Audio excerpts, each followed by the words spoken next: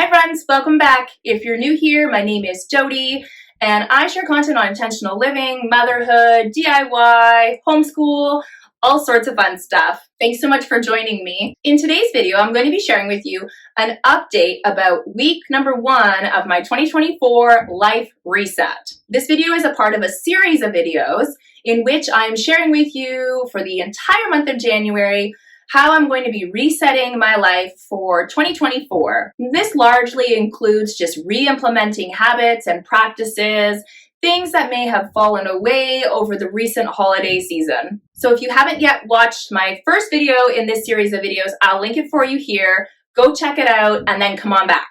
All right, so without further ado, let's just jump right into week 1 update. So overall, the week went really well. So the key focus for this past week really was for me to spend some time looking back and planning forward, which involved me taking a look back at my 2023 goals, taking stock of how I did on those, and then carrying forward any that I wanted to continue to work on in 2024, as well as implement some new ones. And then I also took stock of our finances. I find that to be a beneficial task to the beginning of any year, because then you can set goals around your finances. You can take a look back. Sometimes overspending in the month of December can happen. And so just really turning a critical eye to where our finances are at. And then the other key focus of the first week was really to reset my home. So we leave out our Christmas and holiday decor right through New Year's Eve. To me, it's not New Year's Eve without the Christmas tree and the extra Christmas sparkle and twinkle out.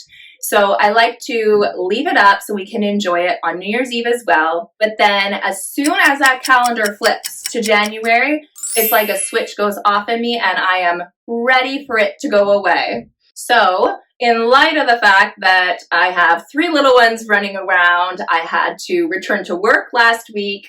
I knew it was going to take me some time to get through taking everything down and packing it up and putting it away. So to make the process manageable, I decided to split it up over the course of the entire week, pick a different area of my home to focus on each day of the week. So I picked an area and focused on just taking down all the holiday decor and packing it away for next year, and then also spot deep cleaning the areas where the holiday decor was and decluttering. And in that respect, I was decluttering any holiday decor that I no longer wanted to keep.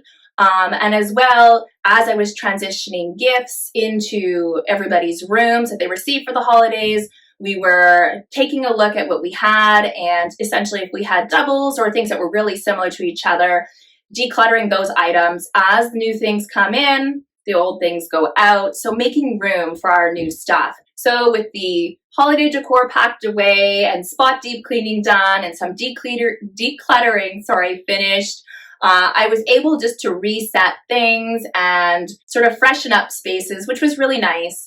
I do like to leave out some of our more winter decor for the next couple of months. So anything that has red hues or some of the twinkly lights even, and some of the greenery as well. Things that add a little bit of warmth to our home over these next couple of months, which tend to feel very long, notwithstanding that the days are so very short. Another activity that I did this past week in resetting our home was to go through our homeschool resources, clear out all of the Christmas learning resources, and then incorporate some more of our winter learning resources, being all of the items that we're going to use over the upcoming month. And I will be sharing more of that space over on my Instagram account. So if you're interested in seeing what resources we're going to be using and the activities that we're going to be participating in this month, make sure you're following along there to get updates on that piece. So in addition to resetting my home last week, I also moved on to reincorporating some of my daily practices and habits. And the ones that I reincorporated really are the ones that I find to be the most advantageous to me. So this included daily body movement and breath of fresh air. So for those, I'm a runner, I like running. So I started back up with my regular running routine, which felt great.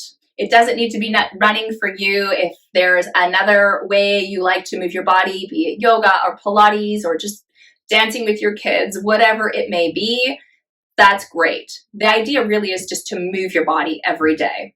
And then for my morning breath of fresh air, so this is a habit that I developed when my youngest was still a very young baby. So what this entails is really the first thing I do when I get up is I go outside. And I do this through the entire year, irrespective of the weather. If it's cold, I put on a jacket, I put on boots. When my baby was really young, I'd wrap her in a blanket and bring her with me. In the summer, I just step right on out. If it's raining, I put on a rain jacket. You get the idea. Rain or shine, I am going out there. And I don't spend a incredibly long period of time out there, typically just a few minutes. Sometimes I just sit down on our front step. Sometimes I'll walk around the backyard. I don't venture far, but I just like to get out and get that fresh air in my lungs first thing in the morning. And when the days get longer, I also really appreciate getting the sunlight on my skin first thing in the morning. Now, I recognize this might not be feasible for everyone. I acknowledge everyone has different living arrangements. But with that said, if this is feasible for you, this is something I highly, highly recommend.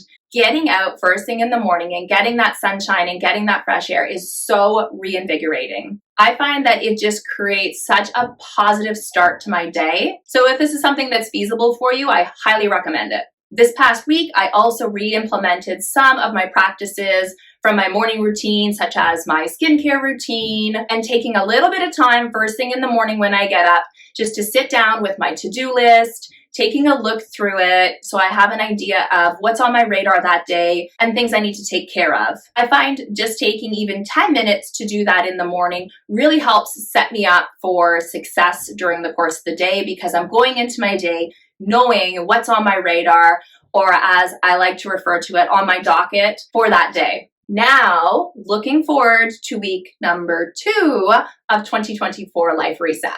This upcoming week, I'm principally going to be focusing on reincorporating the remainder of my daily habits and really honing in and focusing on those to ensure that I'm engaging in them every day so that they become practice, so they become part of my normal daily routine. This is going to include things such as getting up before the kids. That's not something that I did last week, but I will be doing moving forward. I do like to get up ahead of them. I use that time to go and get my morning breath of fresh air, to take the time with my to-do list, and as well just to sit down, collect my thoughts, and get myself my intentions set for the day. So I'm going to be re-implementing that. I'm also going to be re-implementing some of my boundaries around screen time and social media. The biggest one will be engaging in my daily reset again. So what this is really just taking some time at the end of the day,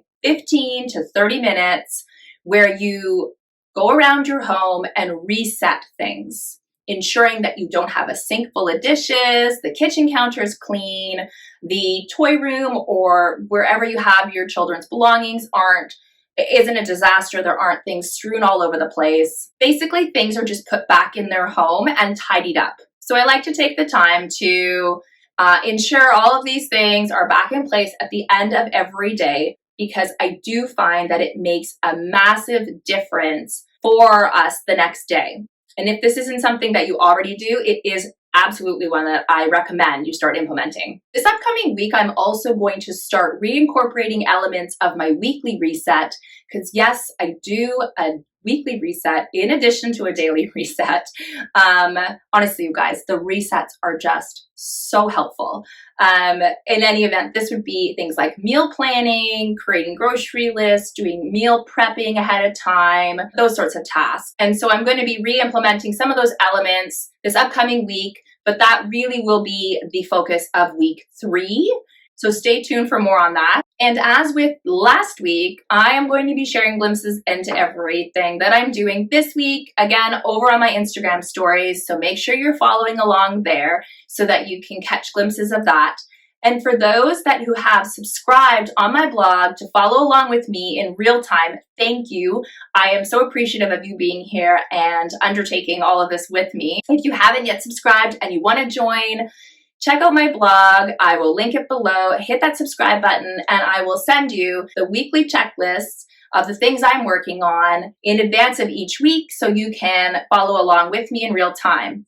And of course, if there's anything on the checklist that doesn't serve you or doesn't apply to your lifestyle, then by all means, there's no need to work on that item. But hopefully you'll be able to find things on there that will be helpful for your life as well. And that's really everything. That's the update for week 1, a glimpse forward into week 2. I really hope that you're able to find some inspiration in all of this and implement some new habits and practices into your life that serve you. Again, make sure you're following along on my Instagram account to get glimpses as to what's going on. Don't forget to head over to my blog and subscribe if you want to join me in real time. And make sure you're subscribed here so you don't miss any of the upcoming videos in this series. Thanks so much for watching today, everyone. See you next week.